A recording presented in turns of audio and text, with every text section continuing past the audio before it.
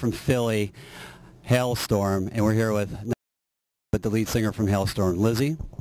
How you doing? Thanks for talking to us today. First question I have for you is your debut CD just came out. Band is already headlining shows, club shows. Are you surprised by the quick success? Completely. When you're making a record, you never really know, especially with we took our time with this one and made sure that we were satisfied with it. But it's a whole different thing when you actually like put it out there and see things happen. I mean, it's we've been very reminiscent lately of times of yesterday. We've been a band for over 10 years, so this is our first big push. And like I said, we had no idea what the response was going to be, how people were going to receive it. So the fact that they are actually receiving it and not only just doing that, but receiving it well is awesome. Right. So. And you guys signed your record deal with Atlantic back in 2005. Why did the band decide, to take their time with the first release?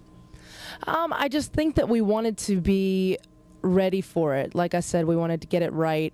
Right after we got signed in 2005, we went directly out on tour, which we've primarily been a live band forever.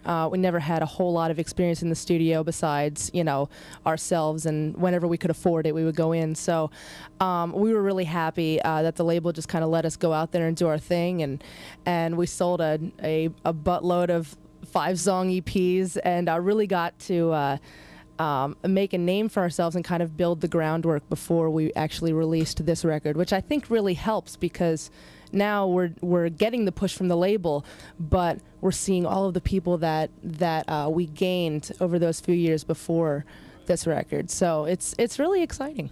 Talking about your EP, One and Done, any of those songs make it onto this, your first, obviously, full-length release?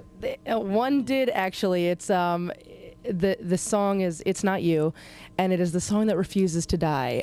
It really won't. I mean, it's already been a song of ours for about 6 years now, and just keeps evolving and changing. And I remember we didn't set out to put that on the record. In fact, we had about 428 songs in our arsenal that we had to whittle down to 15. So obviously we were like, no, nothing on that's done. The One and Done was done. Right. It wasn't done, apparently. And I got a call at like 3 in the morning from Howard Benson, and Howard Benson talks like this, and he says, at 3 in the morning, he says, that song, It's Not You, that's on your EP. I'm like, yeah, we need that on this record. Okay, I'll talk to you tomorrow. And so I'm like, sure, why not? So.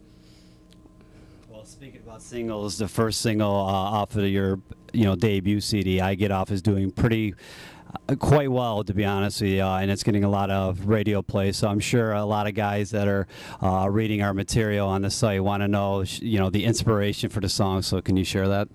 Well, if I have to, no, no. The actual inspiration for the song was a live show. To be completely honest, we have a very intimate relationship with our fans, obviously, and it's not to quote the song, but it's a give and take kind of love we make, and it always has been that way for us. So it's kind of our kinky love song to our fans. When putting it on the CD, I wanted to make sure that I kind of walked the line a little bit and not completely made it too literal to a live show, because not many people have that experience like myself. So I got to have a little fun with it and tweak it a little bit. The great thing about the response we're getting from the song, though, is that obviously the guys take it in a very obvious way, put it off in that corner, like you should, exactly. It's part of the reason why we're hanging on here. But and then the girls take it from kind of a female empowerment point of view. In fact, we're getting a lot of strippers now dancing to the song, so we know you made it when a stripper is dancing to your song. So basically, crazy bitch to the side, and then now I get off, right? Exactly. How did the band actually form and come together? Can you tell us a story how that actually took place? Well, it began over 10 years ago when I was 13 and my brother was 10. My brother's the drummer in the band, so he and I founded it a while ago. Named the band Halestorm.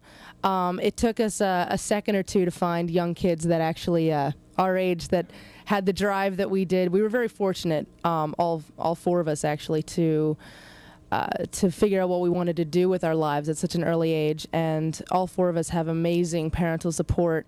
And so when we found Joe and Josh, when RJ and I found Joe and Josh, it was kind of meant to be. It's like we had all started around the same age. We just had to find each other. Yeah, a little quirky story for you. My brother and I, before we had met Joe and Josh, ended up buying these little sterling silver rings and we got our logo engraved in it. This is going to be really cheesy, by the way, so just prepare yourself. I'm the queen of cheese. And we told ourselves, we got 2 other rings just like them, so we got 4 total. And we told ourselves if we ever found the 2 other members that we were going to consider family, we were going to give them to them, you know, as kind of a proposal, so to speak. And totally forgot about it after we after we met the 2 of them. And then the night that Atlantic Records offered us the deal, we found these rings. We're like, oh, we need to give these to Joe and Josh. Again, they were random sizes. We hadn't met them yet, so we decided we're going to give it to them, and we handed them to them. We said, here, guys, we found, you know, we got these made for you. And miraculously, they fit on both of their right ring fingers perfectly. They didn't have to get them fitted. So it was kind of, you know, symbolism. It was meant to be. We really, you know, we take this stuff seriously. I thought when you're going to propose like to a guy, I thought the guys would actually run the other way. So I'm surprised they actually said I do. So, you know, good for you guys. You know, that's what I thought too. It's, yeah, exactly. Oh, wow, it's getting too serious now. They're bringing out rings. Right. No, they're they delight in my cheese, I think. So.